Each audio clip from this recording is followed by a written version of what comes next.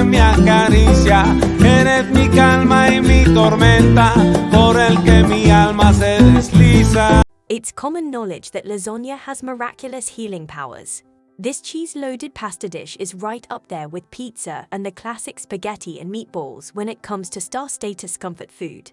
Especially during the colder months when its layers of gooey sweetness are almost as nice as your favorite sweater.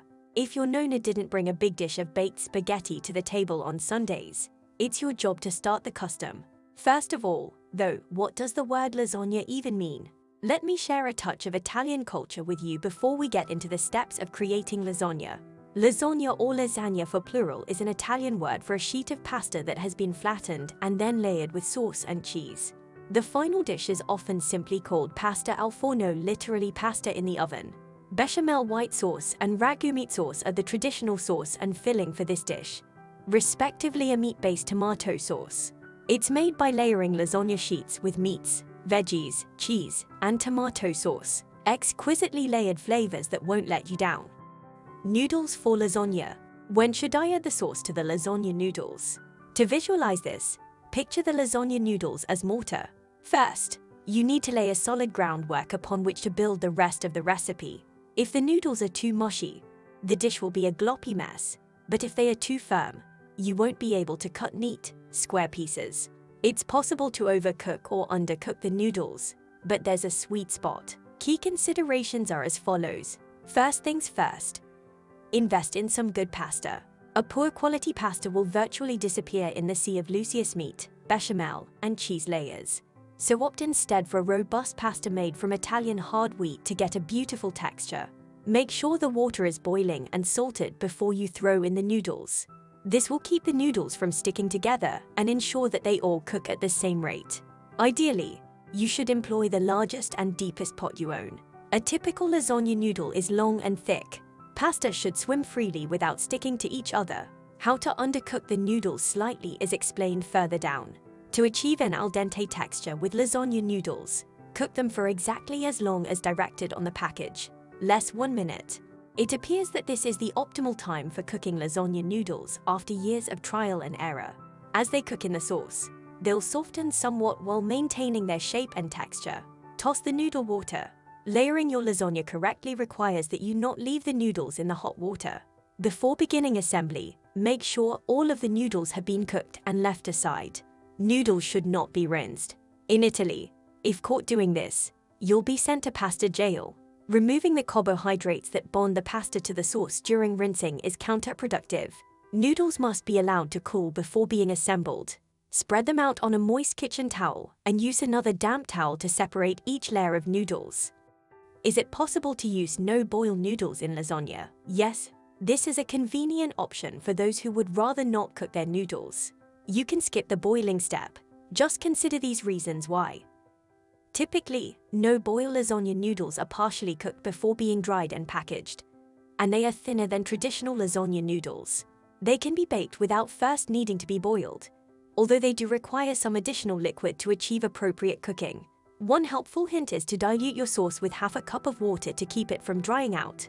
Noodles need liquid to simmer and soften, and if your sauce is too thick, they won't get enough of it. If you're using no-boil noodles in your lasagna, make sure to coat all of them in sauce. It's like having to choose a favorite child. Impossible. Sauces for lasagna come in a wide variety, and each one is wonderful in its own right. Keep in mind that a common rule of thumb for lasagna sauces is that they shouldn't be too thin. The most prevalent is a red tomato sauce, but white sauce is also common in Italian cooking. Having both types of sauces in the lasagna is crucial. The acidity of the tomatoes is balanced by the cream in the sauce, which also adds moisture. Typically, what sort of meat is used in lasagna? I'd like to have instructions on how to add meat to the lasagna. Converting it into a layer or making it directly into the sauce can help you save time. Be sure to specify that all meat must be cooked through and drained. Some common choices for lasagna fillings are listed below: sausage, little meatballs, and pepperoni alongside ground beef, turkey, chicken, veal, and ground pork. Which cheeses go well with lasagna? The layer of creamy smoothness between the sheets of lasagna noodles can be made with a variety of ingredients, including bechamel, ricotta, and cottage cheese. Traditional Italian lasagna uses bechamel sauce. Classic American lasagna features ricotta cheese, and low-fat versions of both call for cottage cheese. Bechamel. Bechamel, what is it? Roux is a binder made from butter and flour that is used to thicken and simmer milk sauce. One of the mother sauces of French cooking, bechamel is also frequently used in Italian restaurants. This is a traditional bechamel sauce. Bechamel sauce needs to be thick enough to coat the spoon yet thin enough to spread. Make sure to constantly whisk the bechamel as you add the flour and then the milk. In this way, clumps are avoided. The sauce is at its best when used immediately after preparation, but it can be made up to a day in advance and stored in the refrigerator. Gently reheat in a bowl set over a pan of barely simmering water. Is bechamel a must-have ingredient, or is there an alternative? Quickly neutralize the tomato sauce acidity by adding a few drops of heavy cream.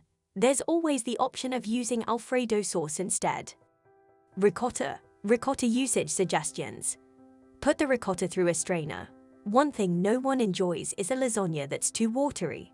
Wet ricotta is the primary culprit, along with cutting into it too soon for a dripping lasagna.